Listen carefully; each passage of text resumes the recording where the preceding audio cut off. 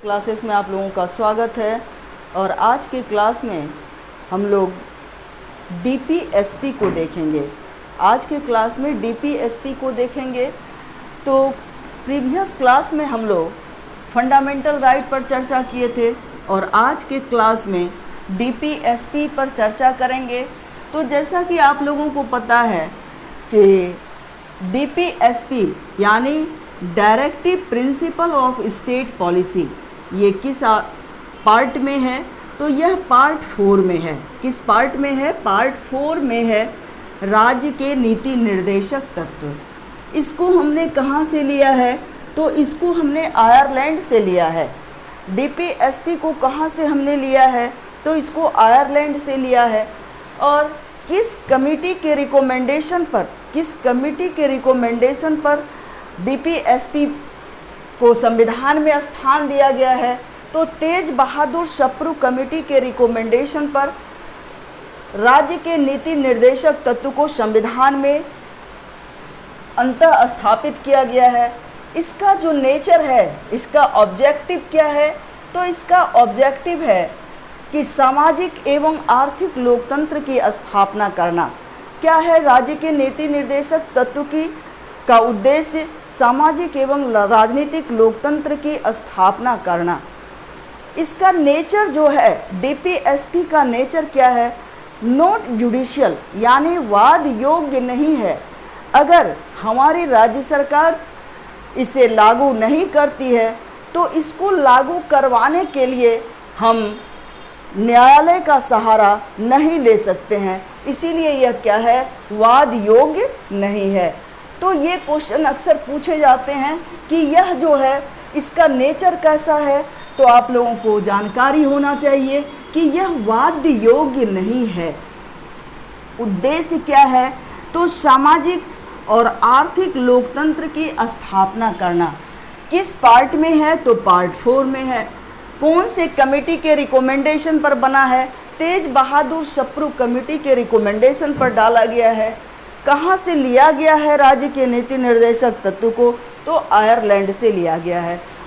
अब हम लोग चर्चा करेंगे कि इसमें कुल कितने आर्टिकल हैं, तो कितने अनुच्छेद को यह कवर करता है। तो इसमें देखेंगे कि हम लोग आर्टिकल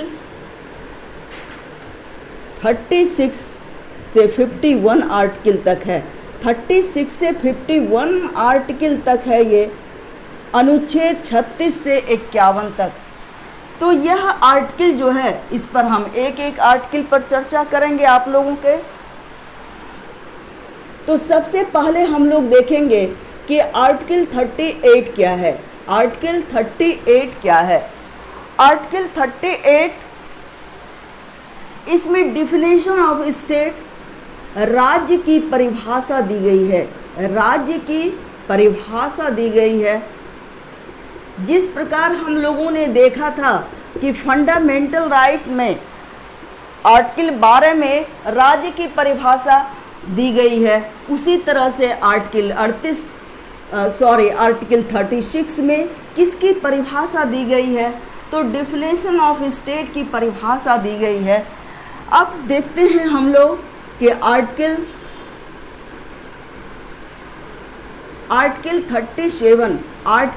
37 में क्या दिया गया है? तो आर्टिकल 37 जो है, तो उसमें नीति निर्देशक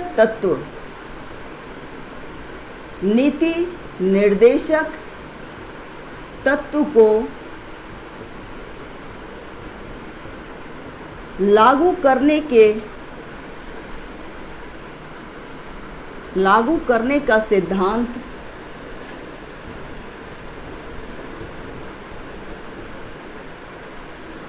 राज्य द्वारा निर्धारित किया गया है।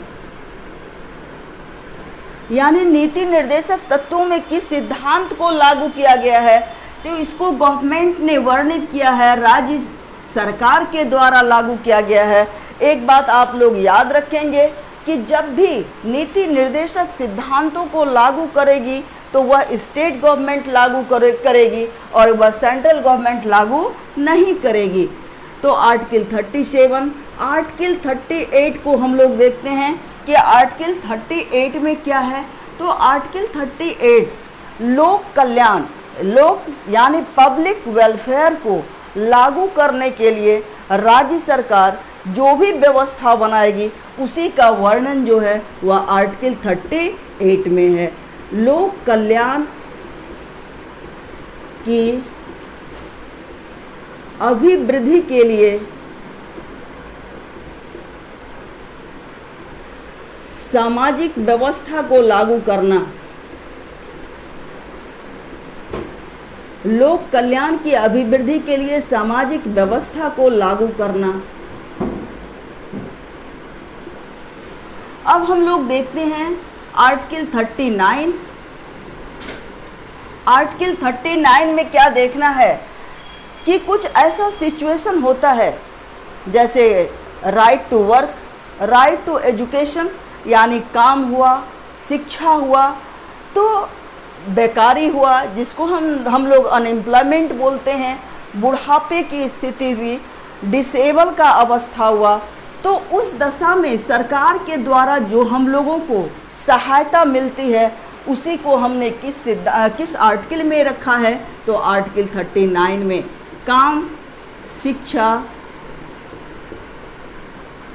बेरोजगारी, बुढ़ापा, अंगहीनता जिसको हम लोग डिसेबल बोलते हैं, अंगहीनता की दशा में सहायता पाने का अधिकार, इसको आप लोग लोक सहायता लिखें, लोक सहायता पाने का अधिकार।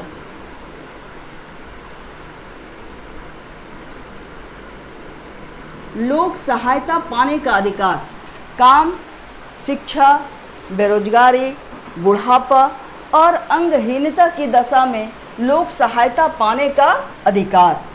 अब हम लोग देखते हैं आर्टिकल 40 को। आर्टिकल 40 को हम गांधीयन विचारधारा वाला आर्टिकल भी कहते हैं और इसमें कई आर्टिकल हैं जो गांधीयन थॉट पर आधारित हैं जिसको हम लोग आगे के चैप्टर में डिस्कस करेंगे। आर्टिकल 40 ग्राम पंचायत का संगठन, क्योंकि पंचायती राज का जो सपना था वो किसका था कि ग्राम पंचायत का, महात्मा गांधी का। अब हम लोग देखते हैं आर्टिकल 41 को। आर्टिकल 41 में क्या है, फ्री लीगल एडवाइस यानी निःशुल्क विधिक सहायता। क्या है, निःशुल्क विधिक सहायता है, निःशुल्क विधिक सहायता।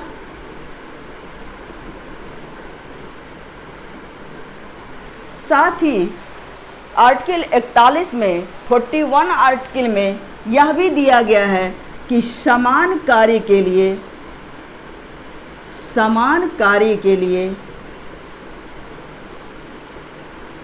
समान वेतन।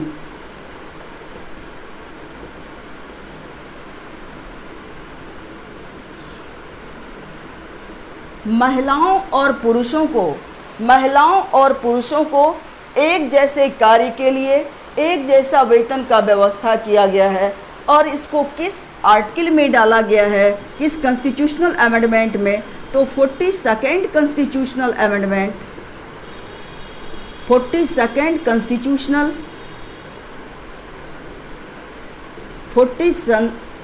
कॉन्स्टिट्यूशनल अमेंडमेंट 1976 में डाला गया है। याद रखेंगे इसको आप लोग कि समान कार्य के लिए समान वेतन जो है वह किस आर्टिकल में है। कई बार क्वेश्चन पूछा गया है कि समान कार्य के लिए समान वेतन की जो व्यवस्था की गई है महिलाओं और पुरुषों के लिए वह किस अधिनियम के तहत, तो 42nd कॉन्स्टिट्यूशनल अमेंडमेंट के तहत कब किया गया है, तो 1976 में किया गया है। अब हम लोग चर्चा करते हैं आर्टिकल 42 पर, आर्टिकल 42 पर चर्चा करते हैं। तो इसमें है न्यायोचित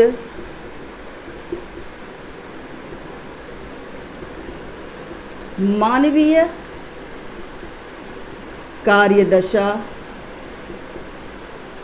तथा मातृत्व सहायता। इसका मतलब है कि अगर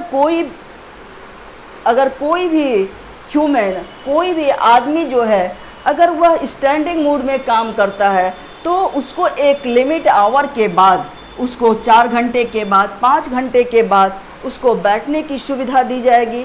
और ऐसी महिलाओं को मैटरनिटी लीव की सहायता दी जाएगी। तो न्यायोचित मानवीय कार्यदशा तथा मातृत्व सहायता। अब देखते हैं हम लोग कि आर्टिकल 43 पर चर्चा करते हैं। आर्टिकल 43 इसमें है कर्मचारियों को निर्वाह मजदूरी। कर्मचारियों को निर्वाह मजदूरी यानी कि सब्सटेंस वेजेज, इतनी मजदूरी हर एक वर्कर्स को मिलेगा जिससे कि उसका बेसिक नीड पूरा हो जाए। तो निर्वाह मजदूरी की चर्चा जो की गई है वह किस आर्टिकल के तहत है? तो कर्मचारियों आर्टिकल 43 के तहत है। अब देखते हैं हम लोग आर्टिकल 43A। आर्टिकल 43A इसमें उद्योगों के प्रबंधन में कामगारों की भागीदारी। उद्योगों के प्रबंधन में कामगारों की भागीदारी।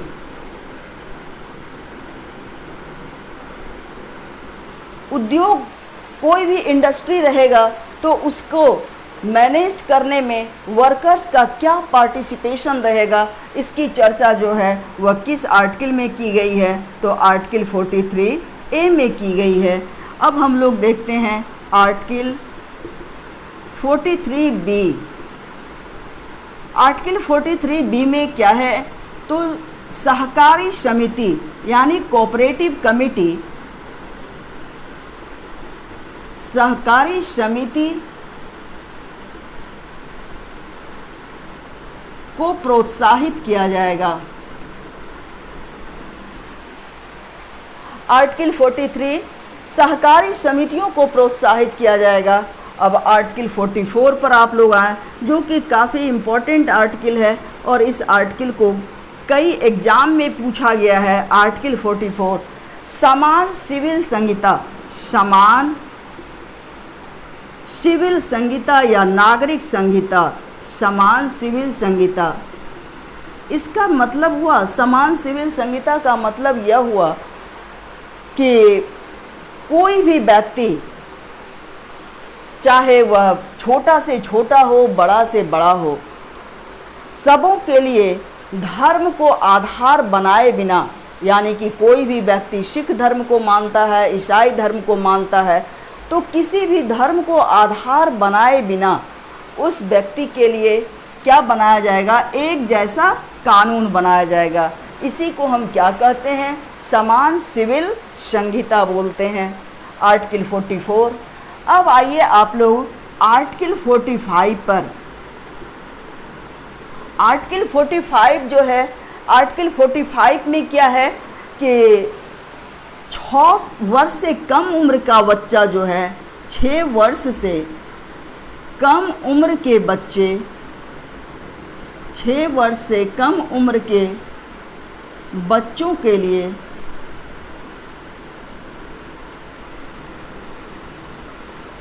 पोषक तत्व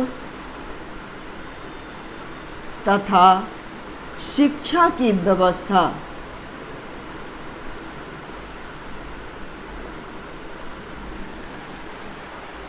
शिक्षा की व्यवस्था की जाएगी आर्टिकल 45 में। और इसी में हम देखते हैं आर्टिकल 45A को देखते हैं कि आर्टिकल 45A में क्या है? 6 से 14 वर्ष के बच्चों को, 6 से 14 वर्ष तक के बच्चों को इसको आर्टिकल 45 में डाला गया है। 6 से 14 वर्ष तक के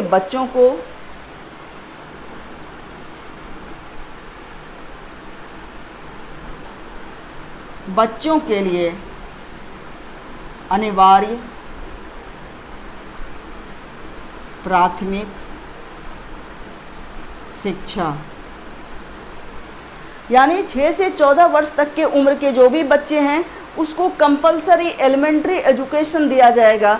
और इस चीज़ को कहाँ कहाँ रखा गया है, इसको राज्य के नीति निर्देशक तत्व में रखा गया है, इसको फंडामेंटल ड्यूटीज़ में रखा गया है। फंडामेंटल ड्यूटीज़ का जो 11वां जो है फंडामेंटल ड्यूटीज़, तो उसमें रखा गया है इसको 6 से 14 वर्ष तक के बच्चों की शिक्षा को। और किस में रखा गया है, तो फंडामेंटल राइट के 21A में रखा गया है। यानी किस कॉन्स्टिट्यूशनल अमेंडमेंट 46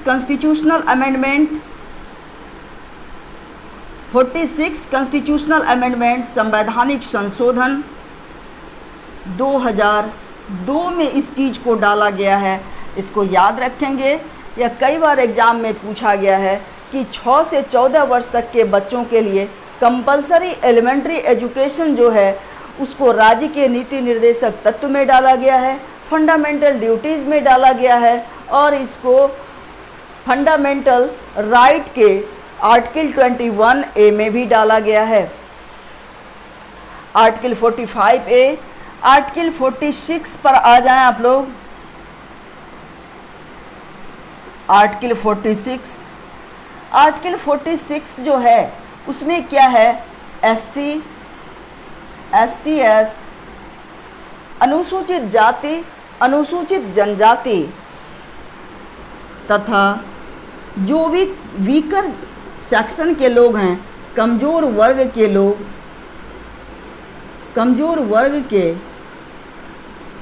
लोगों को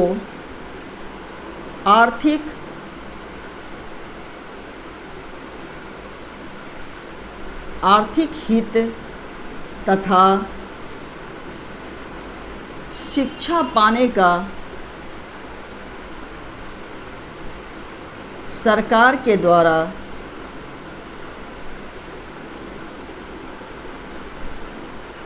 प्रोत्साहन दिया जाएगा।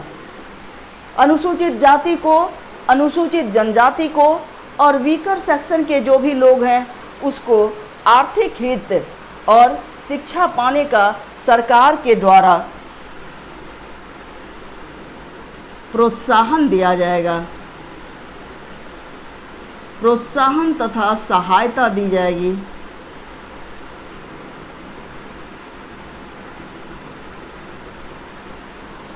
अब हम लोग चलते हैं आर्टिकल 48 पर। आर्टिकल 48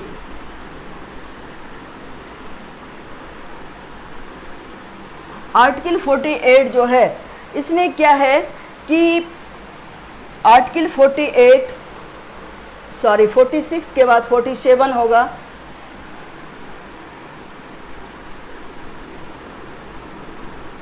इसमें है लोगों के जीवन स्तर को ऊंचा बनाए रखने के लिए, लोगों के जीवन स्तर को ऊंचा बनाए रखने के लिए पोषक तत्व की व्यवस्था करना तथा मादक पदार्थ, अभी बिहार सरकार का जो शराब पर बैन जो लगाया गया है वह किस आर्टिकल के तहत है, तो आर्टिकल 47 के तहत है कि मद्य निषेध जो किया गया है, मादक पदार्थ या मद्य निषेध,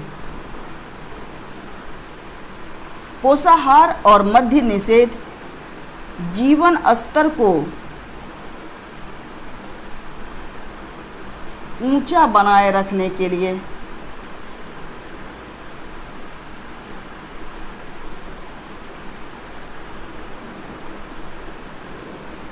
अब देखते हैं हम लोग आर्टिकल 48 को। इसमें है कृषि और पशुपालन, यानी कि एग्रीकल्चर और एनिमल हस्बेंड्री को रखा गया है। कृषि और पशुपालन का संगठन, पशुपालन का संगठन कृषि और पशुपालन का संगठन जो है वह किस आर्टिकल में रखा गया है? तो आर्टिकल 48 में रखा गया है। अब हम लोग चर्चा करेंगे आर्टिकल 48 ए पर। आर्टिकल 48 ए में रखा गया है कि इसमें पर्यावरण संरक्षण,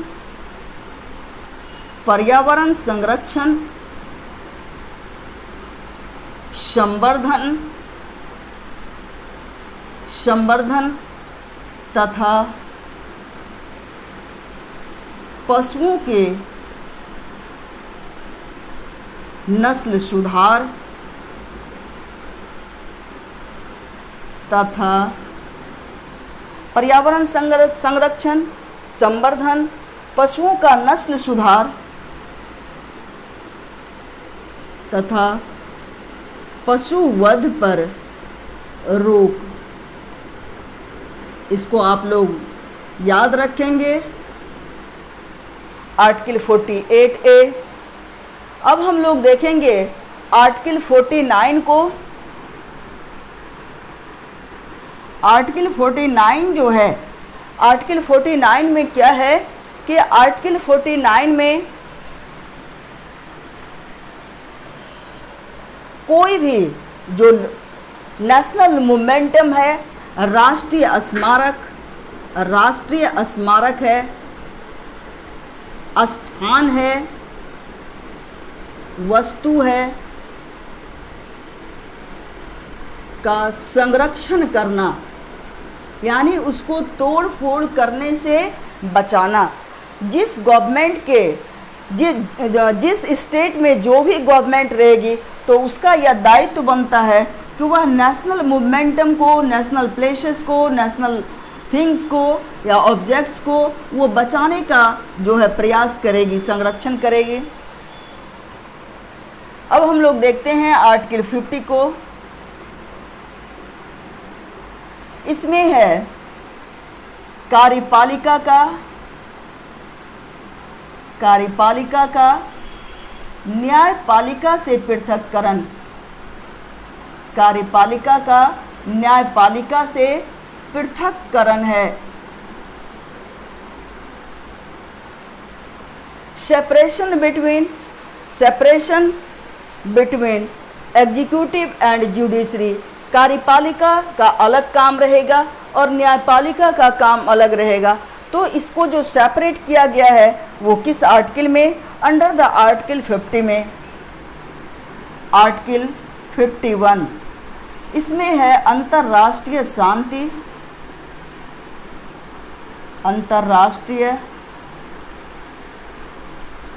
शांति और सुरक्षा।